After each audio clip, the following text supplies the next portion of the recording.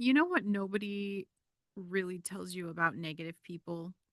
They are not just draining your energy, they are literally rewiring your nervous system to expect disaster. And if you're really trying to be nice and be the person that is going to turn the other cheek, you're probably getting slapped on both sides of your face while wondering why you feel like literal shit all of the time. So today I kind of want to blow up 7 massive red flags that someone's drowning in negativity and pulling you in with them. Okay? And I want to show you how we can set those boundaries, and make them super sharp, like sharper than a samurai sword. And I want to help you learn how you can love people without becoming their emotional dumpster. Okay? Your peace isn't selfish, my friend. Okay? Listen, bitch, it is sacred, and protecting it might be the best thing you can do for yourself and your relationship with Christ all week. Okay? So this one might sting a little bit, but I hope it's in a good way, like always, like when you pour peroxide on a cut, right? It burns, but we know there's a benefit. So, anyway, hey, it's me, you guys. I'm Brandon Lynette, and you are listening to Listen Bitch Podcast. This is where I cut through the bullshit, talk about real life, real faith, real struggles without the pretty princess Instagram filter.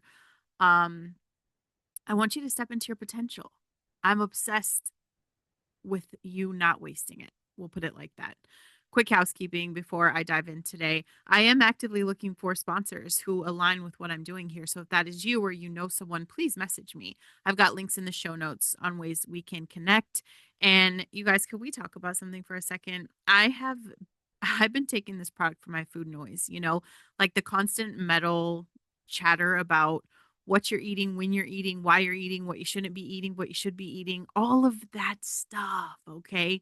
I found a product that actually clears all of that nonsense out, and it has been a game changer for me. So I'm going to link it in the description because if you're struggling with that, you need to know about it. Okay. But I will say, you guys, I'm on an incredible journey here. And I think what's really changed everything for me is taking my health seriously with actual blood tests. I have promoted and taken supplements for over a decade and never really knew if it's what I needed. I would buy into the hype. Like you guys could find a commercial for every crazy word, self-diagnosed, all this stuff, and all these products fit, and this is amazing. No, bitch, get the blood test, okay? Like I knew I always just felt fine, but if you get real data on what's happening inside your body with like your hormone levels, your omega balance, inflammation markers, like all of it, okay? That is going to be what separates people who make progress from people who stay stuck, okay? And I'm very excited. Like the next week my journey kind of shifts a little bit and I'm excited because I could feel the relief because I stopped guessing and I started getting my blood work done and now everything makes sense and I don't have to just take 100 supplements and hope that this works this time. I know the struggle in that. I know the frustration. So, this can change the game for you if it's changing the game for me. So, I want you guys to start getting your blood work done, okay? Not the big pharma kind. I say find private. Private blood tests. I do have a great company that offers quite a few tests that can help you a lot. So, enough of that. I mean, we're talking about the 7 red flags that someone is absolutely consumed with negativity and what that is doing to your nervous system. Like, I am going to nerd out with a little bit of science for a minute, okay? And how do we react to this? Like, if we're trying to get right with Christ, like, how do we handle this in a way that He would, right? And it's not how your Sunday school teacher probably taught you, okay? But how do you protect yourself from negative people that you can't just ghost because they're, you know, in your house or at your job or at Thanksgiving every year? I don't know. But listen, and you guys, hey, listen. Oh, I know I said I was done with the housekeeping, but I'm not. You guys, my baby YouTube channel is gaining a little bit of traction and I really need your support over there. So I appreciate you tuning into the show. I'm not sure where you listen in from, but I do post the full videos on YouTube. So please subscribe to my YouTube channel. And if you haven't done that, I mean, what are you even doing? video versions of every podcast. This week, I'm actually writing up some new content that will be YouTube only. So if you love my content and you're all about getting your shit together, get over there. Okay. Cause it's going to be always fire content, always, but just don't sleep on this stuff. Okay. So, like we've all got that person in our lives. You know the one, like they walk into the room and somehow the air just gets heavier, right? Like they could win the lottery and they would complain about the fucking taxes. They're like Eeyore, except Eeyore is actually kind of endearing and these people are just fucking flat out exhausting. Okay? So I want to explain to you how to tell someone's not just having a bad day, but that they're setting up a tent in negativity town and sending you a change of address card. Um, Number one, they are professional victims. Every fucking thing in the world happens to them. It's like the world woke up and they've decided that everything that happens from the minute they open their eyes, they're under attack. It never happens because of them. The job didn't work out because the boss was terrible. The relationship failed because the other person was crazy. Traffic made them late. The weather ruined their plans. They've got more excuses than a teenager sneaking out of your fucking house. Zero accountability, maximum blame shifting. Number two, they're complaint connoisseurs. Like they have turned complaining into an art form. They don't just mention problems, like they marinate in that shit. Okay. They marinate, they rehearse, they add garnish. You ask how was your day? And you have to buckle up because you're about to hear a 45-minute TED talk on everything that went wrong, narrated with the enthusiasm of someone reading a phone book. Okay. And they're gossip factories, right? If they're talking to you about someone, they're definitely talking about you to someone else. They collect information about people's failures and struggles like baseball cards, and they're always ready to share the tea, which is really just they're fucking bitter. They're just bitter as fuck, right? And they're energy vampires. You know how your phone battery mysteriously drains faster with certain apps? These people are the human equivalent of that. You can start a conversation feeling great. 15 minutes later, you're suddenly exhausted, discouraged, and questioning your life choices. And they don't even have to be talking about you. Their energy alone is like a Dementor from Harry Potter, in case you guys don't know. And it's just sucking the joy out of the atmosphere. Like you feel them walk in the room and you just can't breathe because like the joy's fucking gone. And you guys, nothing is ever fucking good enough. They'll find the cloud in every silver lining. Got a promotion? Well, more responsibility means more stress. Beautiful sunny day? Great. Now we'll have to mow the lawn. Their kid made honor roll? Yeah, but did you see what Sarah's kid did? I don't know. They're like someone who orders ice cream and complains that it's cold. You know, they compete in the suffering Olympics. You mention you're tired. Oh, this is my favorite. They haven't slept in 3 days. Your back hurts. Their entire skeletal system is basically held together with duct tape and a prayer. You can't just have an experience. They have to one down you with how much worse they have it. It is a fucking competition. Every conversation becomes that competition for who has it harder. And somehow they are always the reigning champion. And the last red flag for us today is that they resist solutions like it's their job. And like here's the kicker, right? You try to help, you offer solutions, you give advice, and they've got a yeah, but for everything. Yeah, but that won't work because. Yeah, but you don't understand. They don't want to solve their problems. Okay? I'm going to say that again. They don't want to solve their problems. They want to keep them as pets. They want to feed them, name them, introduce them at parties. And bitch, what is this doing to your nervous system? Okay? Because stuff happens to your body when you are constantly around that kind of negativity. Your nervous system wasn't designed to be a dumping ground. And when you're exposed to chronic negativity, your body literally goes into stress mode. Your amygdala, and I've nerded out about this before. that is going to be your brain's like alarm system. Okay. It starts firing like it's the 4th of July. Cortisol floods your system and your heart rate increases, your muscles tense up. I know what it's like to live this all the time, and I am finally on the side of being able to regulate that. Over time, you guys understand this constant activation, it's going to wear you down. And you might notice like you're more anxious, you're super irritable, you're snappy, you're exhausted, you start sleeping worse, your immune system takes a hit, you become more negative of yourself because negativity is contagious, just like a yawn, except it's just not cute and it's way more destructive. Okay. Your nervous system is supposed to toggle between sympathetic, which is like your fight or flight, and your parasympathetic, which is the rest and digest. Okay. But chronic exposure to negative shit keeps you stuck in fight or flight. So it's like you're driving with one foot on the gas and one foot on the brake constantly. Eventually, something is going to break. What would Jesus do? Right? Like I'm in my 3rd year of reading the Bible and it's helped a lot. And it's exactly where I turn for everything. And so I'm thinking, like, if I'm going to be more like Jesus, if I'm not just going to burn the world down myself, how would he handle this genuinely?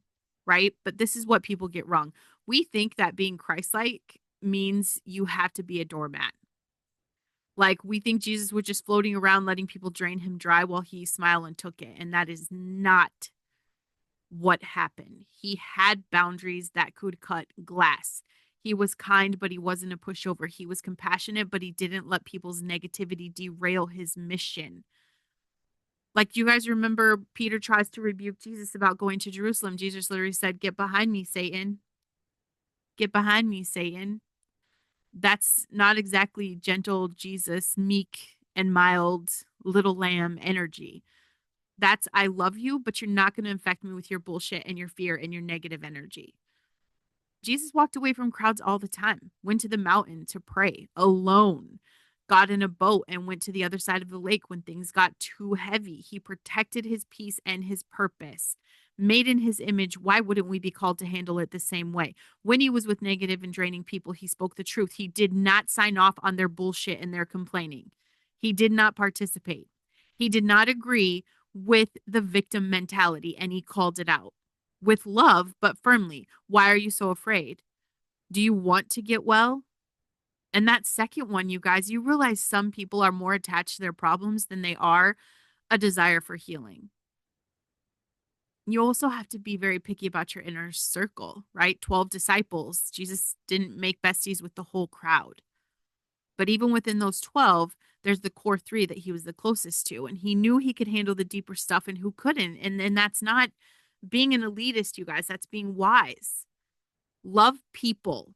That's what we're called to do with our human experience. Get into your potential. Remember who you were, made in God's image. Love people. Speak the truth. But, babe, you have to protect your peace. You cannot let other people's storm become your storm. So, how do you actually do this with the people you can't avoid? The coworker, the family member, the person who's just there. You have to set time limits. You don't have to give anybody unlimited access to you. If Aunt Debbie always spirals into negativity after 20 minutes, keep your conversation to 15. Hey, I've got to run, but it was so great catching up. I mean, you're not lying. It was great for the first 15 minutes. Don't take the bait. When they start complaining, you don't have to join in. You can acknowledge them without agreeing. Like, that sounds frustrating. Oh, that sounds tough. Ugh. It's not the same as like, you're absolutely right. Your boss is the worst human alive. Like, keep your responses neutral, like Switzerland, but with better emotional boundaries. Okay. This is working. This is working. It is something I have put into practice. And you have to redirect like you're a fucking traffic cop. Okay. Man, everything's terrible. Hey, did you see that thing about, and then insert literally anything else? Change the subject. Like your mental health depends on it because it does. And always pray before and after. I mean, seriously, before you interact with whoever it is that is this negative source in your life, like just pray for protection over your mind and your heart. It regulates my nervous system. I ask God to help me like love them. That is my biggest conversation. Like, how can I love this person without absorbing their negativity? And then after the interaction, pray again and shake it off. And you can't let the shit stick to you like lint. Okay. Because you have to remember their emergency is not your emergency. Just because they're on fire doesn't mean you have to be. You can care about someone without carrying their baggage. You can be that empathetic person without being a sponge and use physical boundaries. I know it sounds weird, but it works. When you're talking to a super negative person, subtly increase the physical distance. Like start backing up into the kitchen. Don't get up in their space. Don't get closer. Keep a little buffer. You know, your nervous system picks up on proximity too. And that little space, I promise it's going to help you not absorb the negative energy. It just helps. And then after you've been with a person that is draining, you have to refuel. Do something that lifts you up. Maybe put on your favorite music, go for a walk outside, watch some funny videos, hit up your treadmill that's sitting behind your recording studio, call a friend who makes you laugh. Don't soldier through it. Like actively restore what got depleted. And you have to speak life. Don't argue. I'm not saying to argue with anybody. Don't argue with negativity, but you also don't have to agree, Like I choose to believe God's working this out. Everything is being worked out for me. Everything's going to work out. I choose to believe in faith, like doing the really scary shit before I have a confirmation that it's okay. It's a statement, it's not a debate. You say your piece and you move on. Don't try to convince them out of their negativity because that's between them and God. Listen, bitch, we are called to love people. We are not called to be an emotional punching bag or a negativity recycling center. You can love someone from a healthy distance. You can pray for someone without being their therapist. You can have compassion without having this codependence. I mean, Jesus loved the whole world enough to die for it, but he didn't let the whole world into his inner circle. He didn't give everyone the same level of access. He protected his peace so he could fulfill his promise. You are not responsible for fixing everyone's mindset. You are not God's holy assistant manager. Your job is to love people, to speak truth when appropriate, and to guard your heart because out of it flows the very life that you're trying to live. And at the end of the day, this is about you. This is about your potential. Yeah, love the negative person in your life. Love them. Pray for them. Be kind to them. But also, don't let them rent space in your head. Don't absorb their anxiety. Don't carry what God did not assign for you to carry. Your peace is not selfish. It's sacred. You have to protect it like Jesus protected his, and you can't pour from an empty cup. You definitely can't pour from a cup that someone else keeps filling with toxic bullshit. Guard your heart, love people, and learn to say I've got to run without feeling guilty about it. And listen, bitch, if you have, made it this far, you're probably feeling one of two things right now.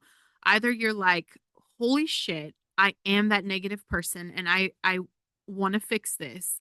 Or you're like, I know exactly who this is in my life and now I don't feel guilty about protecting my peace. Both are valid as fuck and both are very important. And honestly, both probably need some work. This is the thing about the stuff I talked about today. Boundaries, your nervous system regulation, protecting your peace and still loving the people the way God has called us to. This isn't surface level, just think positive, toxic bullshit garbage. This is like deep work. This is rewiring how you actually show up in your potential in the world. And sometimes you can't do that alone. So if you're sitting there right now and you're exhausted, like bone deep tired of carrying everyone else's emotions, if you're drowning in the food noise or stuck in patterns that you know aren't serving you, feeling like you're supposed to be further along than you are, if you're a high achiever who's crushing it on paper, but you're falling apart on the inside, if you're the person everyone comes to for advice, but you can't seem to figure out your own life, if you know you're called to more, but you keep getting derailed by the same mental loops and the same toxic relationships and the same self-sabotage performing as this nice version of you or helpful version of you, we really need to talk. I do one-on-one mindset coaching for people who are ready to stop playing small and actually step into who God created them to be. Not, there's no fucking woo woo bullshit, no manifestation boards kind of way. It's like real and practical, actual rewire your brain scientifically and break the cycles kind of way. And it's not for everyone. This is for people who are serious, who are tired of their own excuses, who want someone to call them out with love and push them forward with strategy, right? If that's you, please head over to my website, brandonlynette.com. Okay, it's in the show notes. While you're there, you could grab my books. I have resources for you in there, stuff that actually works. Okay, and I do a free Zoom call if you want to have a chat about the coaching, 10 minutes of your time. I promise that we will both know whether or not we're a good fit. Okay, but I want you to hear this. No matter what you do after you hear this episode, wherever you're at right now, it is not permanent. The negativity that you're absorbing, you can learn to deflect it. The patterns that you're stuck in, they can be broken. And that peace that you're craving is absolutely available to you. You just have to be brave enough to protect it. Okay. That's really all I have for you guys today. If it resonated, do me a favor, subscribe to this podcast wherever you're listening. Leave a review if you're feeling generous, because that actually helps more people find the show. And honestly, more people need to hear this shit. Okay. Don't forget, you guys, head over to YouTube and subscribe to my channel. I've got the video version of this episode, and the extra content is going to be posting soon. Okay. It's Brandon Lynette Listen Bitch podcast on YouTube, right? Yeah, for now, I'll see you guys tomorrow. But until then, protect your peace, love your people well. Remember, your boundaries aren't mean. It's mercy for both of you. I'm Brandon. This is Listen Bitch, and I will see you later.